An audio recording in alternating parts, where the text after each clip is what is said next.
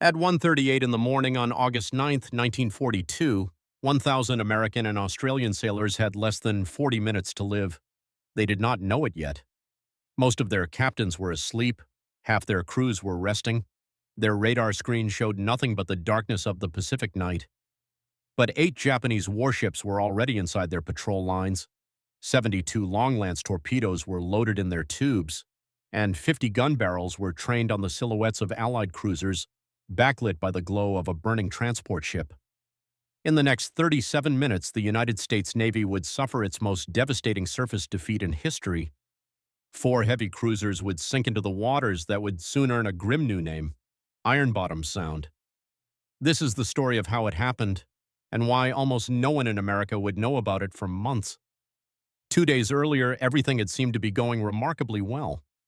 On August 7, 1942, 11,000 Marines of the 1st Marine Division splashed ashore on a remote jungle island called Guadalcanal. It was America's first offensive operation of the Pacific War, the first time since Pearl Harbor that American forces were attacking rather than defending. The operation had a stirring official code name, Watchtower, but the men who planned it called it Operation Shoestring. Just 8 months after Pearl Harbor, the United States military was desperately short of everything. The Marines went in with only 60 days of food and 10 days of ammunition. They carried the same Springfield rifles their fathers had used in the trenches of 1918. The strategic importance was undeniable. Japanese construction crews had been building an airfield on Guadalcanal, an airfield that, once operational, would allow Japanese bombers to threaten the supply lines between America and Australia. But there was another factor driving the decision. After months of defeat and retreat across the Pacific, America needed a victory. What no one fully appreciated was just how dangerous this operation would be, or how quickly Japan would respond. 600 miles to the northwest, in the fortress harbor of Rabaul, a 53-year-old Japanese admiral received word of the American landings with cold fury. Vice Admiral Gunichi Mikawa had commanded warships for 3 decades. He understood immediately what the American landing meant. Within hours, he was assembling a strike force, 5 heavy cruisers, 2 light cruisers, and a single destroyer. His plan was audacious: race down the narrow passage between the Solomon Islands, a corridor the Americans called the Slot, and attack the Allied fleet under cover of darkness. His ships carried a weapon the Americans did not know existed. The Type 93 torpedo, later dubbed the Long Lance, was the deadliest naval torpedo in the world, 24 inches in diameter, nearly 10 meters long, carrying over 1,000 pounds of explosives, and powered by pure oxygen rather than compressed air, which meant it left almost no wake. The Long Lance could travel 40 kilometers at 38 knots. American torpedoes had less than a third of that range. Japanese ships could strike from distances their enemies considered impossible. At 6:30 in the evening on August 7th, Mikawa's force slipped out of Rabaul Harbor and headed southeast toward the American fleet. The Allied fleet protecting the Guadalcanal landings was formidable on paper. 8 cruisers and 15 destroyers formed a screen around the vulnerable transport ships. Rear Admiral Victor Crutchley, a British officer on loan to the Royal Australian Navy, commanded this screening force from his flagship HMAS Australia. Crutchley had divided his cruisers into 3 groups: a southern group patrolling below Savo Island, a northern group patrolling above it, and an eastern group guarding the channel between Florida Island and Guadalcanal. 2 destroyers were positioned as radar pickets to provide early warning. It seemed reasonable, but it contained fatal flaws.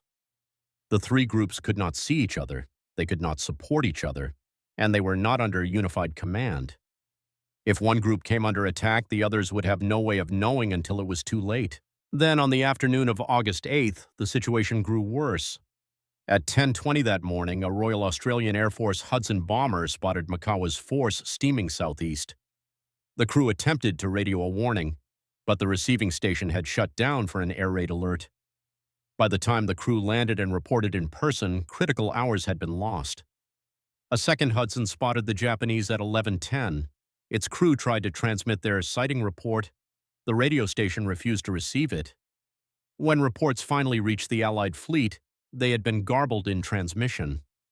The force was described as containing seaplane tenders, support vessels that did not engage in surface combat. Admiral Turner and Admiral Crutchley concluded the Japanese ships were headed elsewhere. They were wrong. And they would not have another chance to detect the approaching enemy. The additional reconnaissance flights that Turner had requested were never flown. The Americans believed their approaches were being watched. They were not being watched at all. That evening, as Mikawa's force raced south at 24 knots, the Allied commanders gathered for a fateful meeting.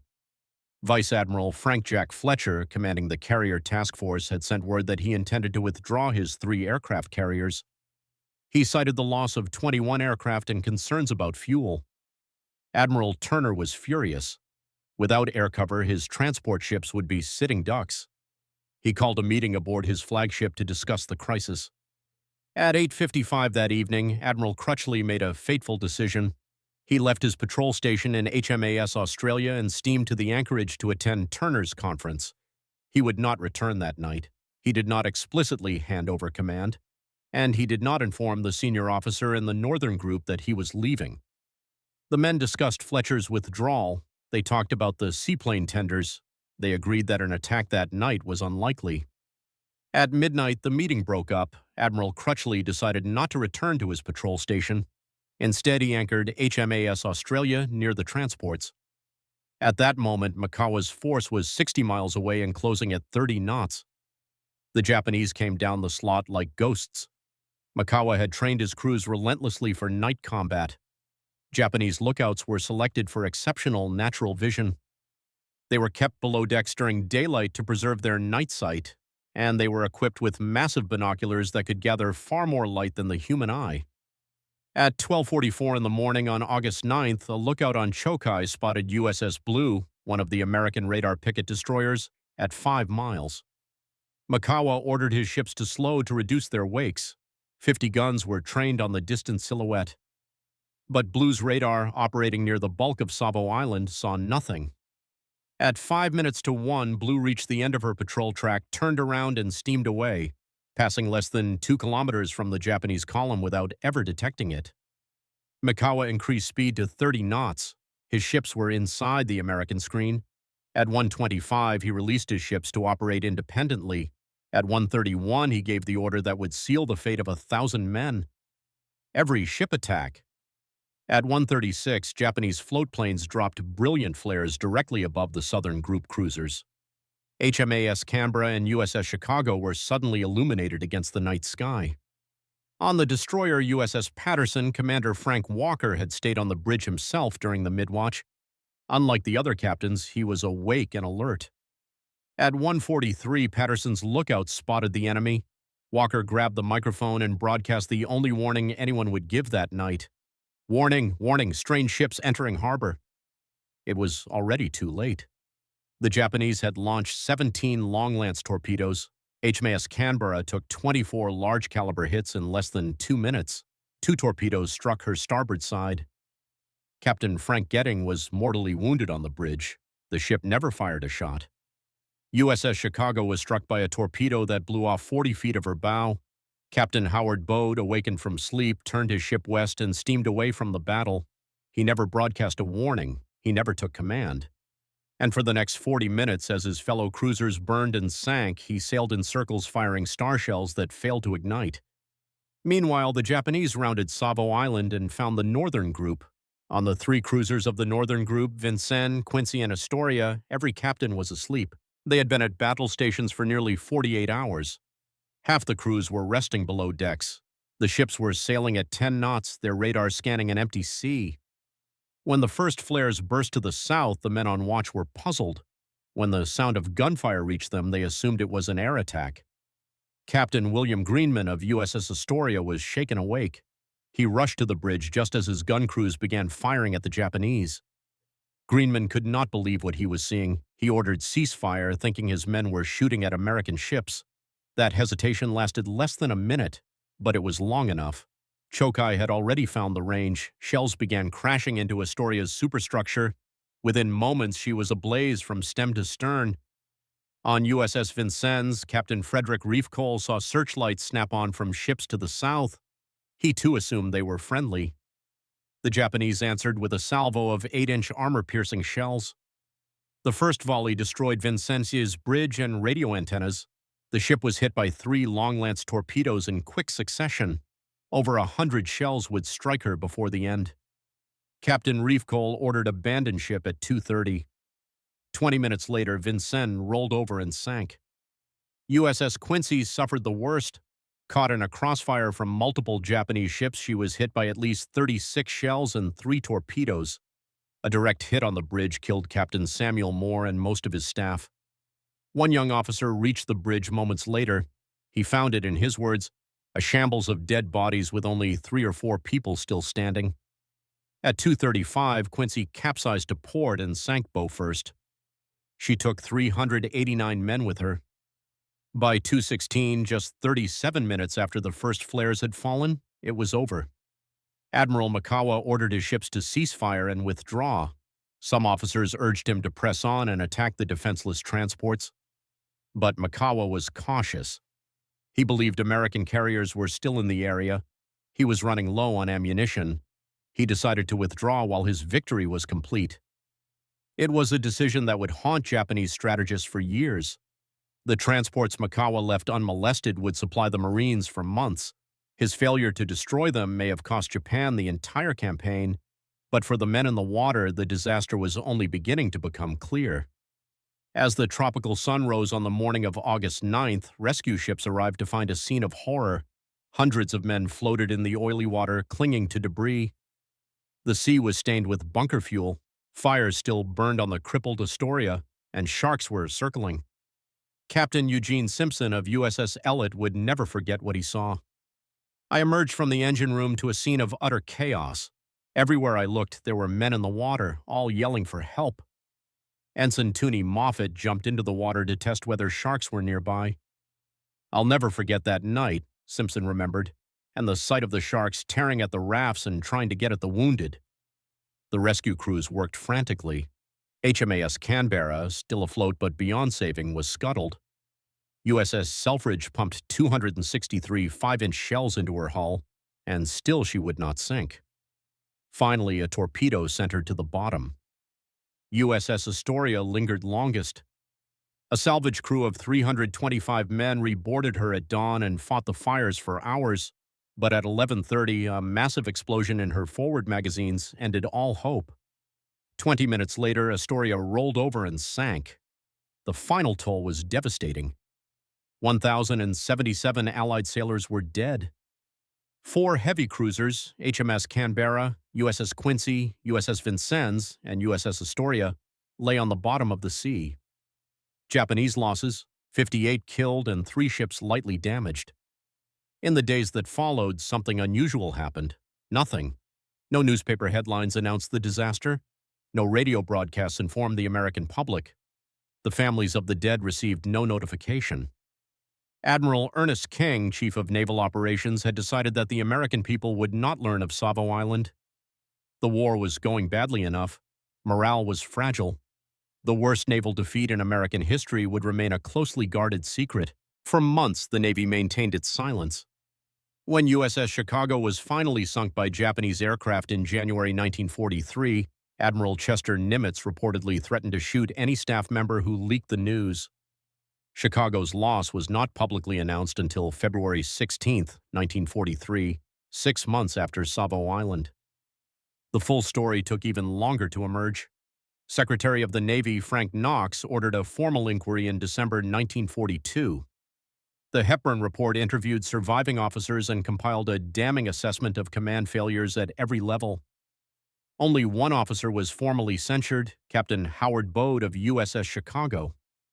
The report condemned him for failing to take command, failing to broadcast a warning, and sailing away from the battle while his fellow ships were being destroyed. Bode received word of the report's conclusions in April 1943. On the 19th of that month, he shot himself with a .45 caliber pistol. A note in his jacket pocket read simply, "Not a war casualty." He died the next day. Some historians consider him the 1,078th victim of Savo Island, a scapegoat for mistakes that reached far above his rank. The flag officers, Fletcher, Turner, Crutchley, McCain, escaped censure. Their careers continued. But the questions raised by Savo Island would shadow them for the rest of their lives. The waters around Guadalcanal would see 5 more major surface battles before the campaign ended. At Cape Esperance in October, an American force achieved its first night surface victory. In the naval battles of Guadalcanal in November, both sides lost ships in quantities that would have seemed unimaginable before the war. By the time Japan evacuated its garrison from Guadalcanal in February 1943, so many ships rested on the bottom that the sailors had given the place a new name. They no longer called it Savo Sound. They called it Ironbottom Sound. The name has stuck ever since. Today, the wrecks of Vincennes, Quincy, Astoria, and Canberra lie in waters reaching 600 meters deep, surrounded by battleships, cruisers, and destroyers from both nations. Every year, American warships sail slowly through those waters and drop wreaths in memory of the dead. For the Japanese, there was also a price. On August 10th, as Mikawa's force steamed back toward Rabaul, the American submarine S-44 was waiting. At 8:06 that morning, Lieutenant Commander John Moore fired 4 torpedoes at the heavy cruiser Kako from just 700 yards. All 4 struck home. Kako went down in minutes, taking 34 men with her, the first Japanese heavy cruiser sunk by a submarine in the Pacific War. It was a small measure of revenge, but it hinted at the war to come, a war in which American submarines would sink more Japanese tonnage than any other weapon. Admiral Chester Nimitz, reviewing the disaster afterwards, summed up the battle in 3 words: lack of battle-mindedness. It was a damning epitaph for the men who had planned the defense, but it was also a prescription for recovery. The Navy had been caught unprepared, operating under peacetime assumptions against an enemy trained for exactly this kind of fight. Those assumptions died at Savo Island. In the months and years that followed, the United States Navy transformed itself. New radar tactics were developed, night fighting training intensified, command structures were reformed, the long-lance torpedoes' capabilities became known and countered, and gradually, painfully, the balance shifted. Admiral Richmond Kelly Turner reflected on the defeat years later with characteristic bluntness. The Navy was still obsessed with a strong feeling of technical and mental superiority over the enemy, a fatal lethargy of mind which induced a confidence without readiness. That lethargy died in the fires of Savo Island. It died with the men of Quincy and Vincennes, Astoria and Canberra. It died in the waters that now bear their final resting place's somber name. More than 80 years later, those waters remain a graveyard and a memorial. Ironbottom Sound holds not just the 4 cruisers lost on that terrible night, but dozens of other ships from both sides: battleships, cruisers, destroyers beyond counting, and the light cruiser Juno, whose sinking killed the 5 Sullivan brothers. They all rest together now, American and Australian and Japanese, in the darkness at the bottom of the sea. They remind us that victory in war is never guaranteed, that courage is not enough without preparation, and that the price of unreadiness is paid in blood. The Battle of Savo Island lasted 37 minutes. Its lessons have lasted a lifetime.